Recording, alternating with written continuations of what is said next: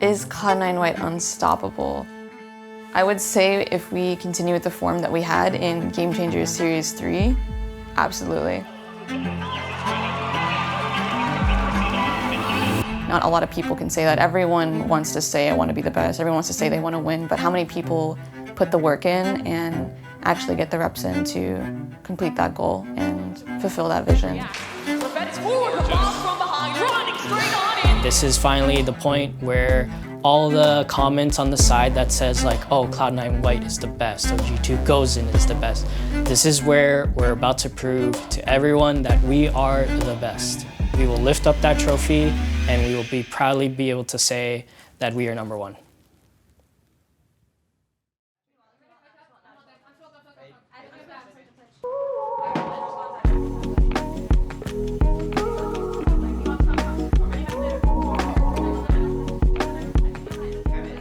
We are in Berlin to play in the first ever International Game Changers Championship. There's going to be 8 teams playing from all different regions over the world. Japan, APAC, US and EU both have 2 teams coming, and Brazil and LATAM. So finally, after 2 years, we're getting to compete internationally.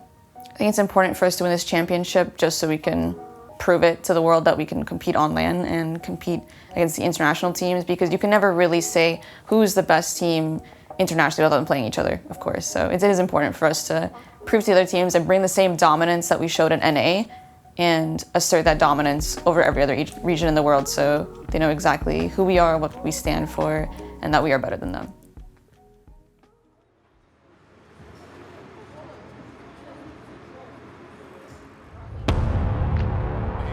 They are an absolute favorite. I am mind-boggled by those results, but that just goes to show you, like this tournament, anything is truly possible. Well, looks, guys, we have 8 teams that are going to be coming to this arena with one goal in mind: to become the first ever global champion. Katsumi playing site, 2 towards the back of Boathouse. Dash comes in, and the first swing! Stunning work from Katsumi, and even once more! Welcome to the stage, Cloud9. You're looking like you're at home. And Jazzy taking a peek. Alexis got the knife back up though, so actually now with the null command coming through, almost going to anticipate this, but Alexis just swings out, finds it, finds all 3. Right out of the air! Mel's there too, and it is a shot down and a shot out. You've even got the ult coming as well. Jazzy Kids with a double. It's 13 to 5.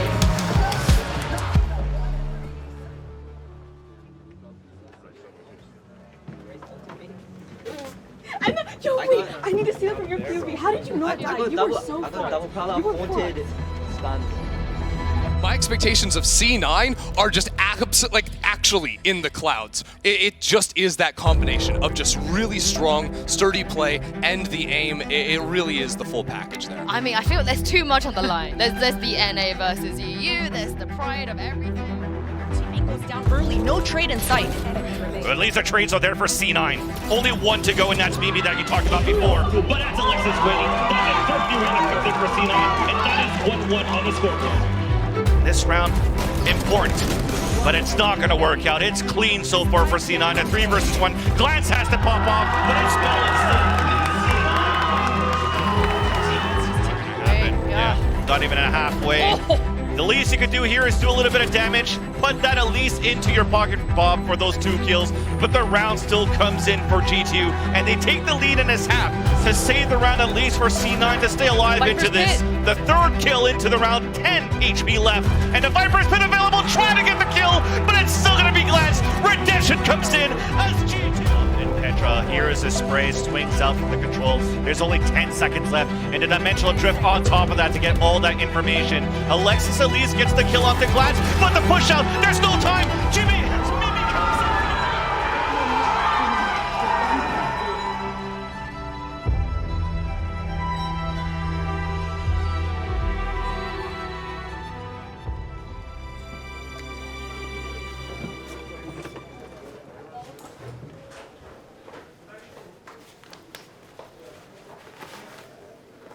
Hey Mel, do you have anything to say at the moment? What's on your minds?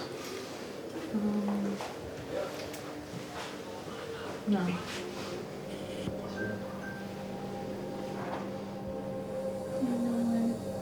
What the fuck is that?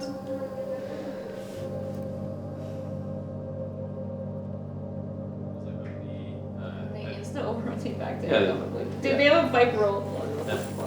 We shouldn't even have we shouldn't even be able to hit a 2x site here, but I walk into here reloading. That's why I think we should be fighting mid, because they're just defaulting hard on the extremities and taking the space. I'm just confused. Like, how did we not run into this issue in any of our fucking Pearl scrims? Are we just playing differently than in our Pearl scrims? I don't even know. I genuinely don't know. Like, are we playing completely differently? Like, all the teams that we scrimmed on Pearl, none of them have punished us for this. Like, only G2 Gozen has done this. It's 13-3 us on Pearl. They're the only team that have been able to do that. Like, we've not lost that many consecutive rounds on Pearl.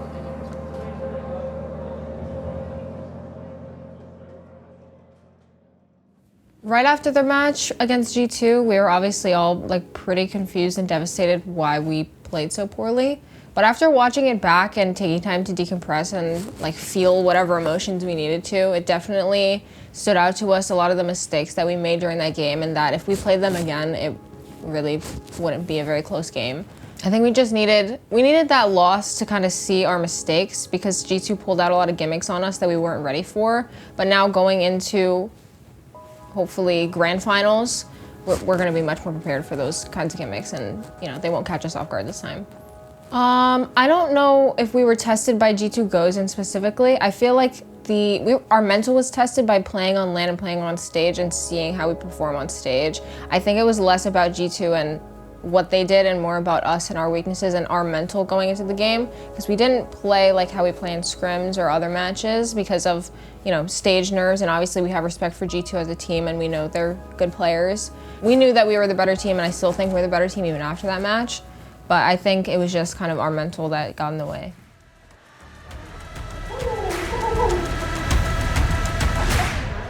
I'm really glad that she is confident, because if they want to win this tournament, Sapphire, they have to make the lower bracket run. It's not about like, oh, if they can do it here and there. They have to win every single game now. North side of the map, Roxy very much in control. Jazzy Kids pushes on board. They are finding absolutely finds 2 kills out from heaven. Ness locks it down 1 versus 1. Bob above, dropping in from high. She'll find it somehow. Bob is unbelievable. Cloud9 continues to hold the high-low setup. And X is waiting for the inevitable.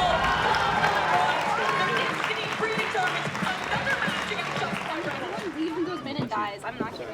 Jazzy like peeked, so I went to try, but No, it happened twice. My bad. Yeah, so we had to play Guild yesterday and we ended up sending them home. And today we have 2 matches. First is against Shopify, our classic rivals. I don't think that'll be an issue at all. And then we play Team Liquid after Shopify. And then once we beat those 2 teams, we are in grand finals against G2 tomorrow. So.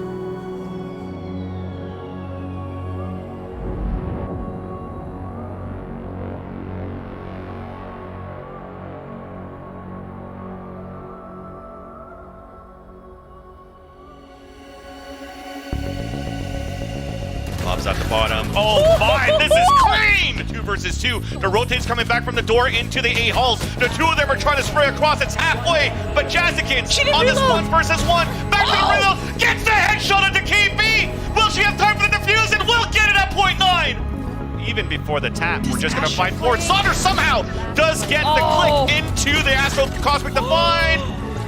And how did that happen for Shopify Rebellion to just one Benita on the backstab on the C-Link? Alexis does get the spray on the 2. Ultimate. Now hit by the fault line, but she does have the Rolling Thunder. 2 versus 1. Here's the footsteps on both. 3 bullets left in the chamber. Back with the Rolling Thunder on one end, and KP gets the wall. Shopify Rebellion, and now they set themselves up for a map 3 here on Icebox. If you're just joining us, what a series you have. There's no utility off the 3 players playing towards the back. Wall then comes up, 23 seconds left on the clock, and because we're on an eco, it's hard to break the stage wall, but Sauter still gets first blood into this round. 17 seconds, we're closing in now for Shopify Rebellion. Still no attempt for a plant, as now it's turning over in favor of Shopify Rebellion. Only 1 left to go for C9, and it's a thrifty. So much damage. SR did, and indeed, right click though from Jazzykins. We're pushing out from the green boxes, and C9 hold their ground on pistol. Mel on the top of the rafters. The res comes out. Mel jumps on the top. She's gonna get caught by KP on the left side. But no, this might be it. There's only 2 left. Make that only Bob. A 2 versus 1 against KP and Flowerful. Flowerful on top of the A tower. Everything lays down on this. That's gotta be it! Shopify Rebellion eliminate Cloud9 White.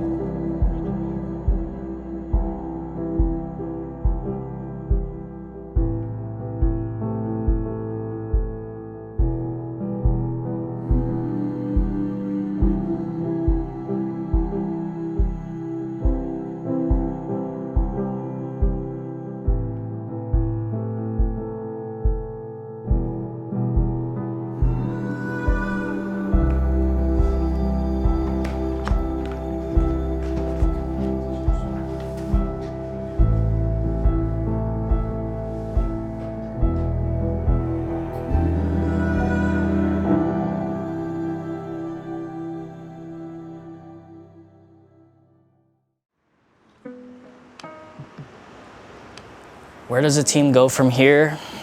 There's one simple answer. We learn from our mistakes. We try and put ourselves in a very similar environment to practice, right? One of the things that we can do better is obviously gain more LAN experience, play in more tournaments, go into every match thinking that even if we think we believe we are better, there's always a chance for them to take rounds off of us, right? We're not perfect, we're the better team, but that doesn't mean just because we're the better team that the other team can't show up and they can't contest. And when another team does contest us and takes rounds off of us, that it doesn't affect us, that we keep continuing to play how we normally do. And yeah, I just want to give thanks to both Cloud9 and Riot for all of this. And thank you to all the staff, especially on the back end, for making this whole event possible. Staff on our end as well, at Cloud9, for supporting us. Without them, things don't go as smoothly, right? I think the back end stuff is it's not seen because branding, just how everything works, right? Everything needs to have a face, and behind that face is a lot of support. And so I want to say thank you to all that support out there as well.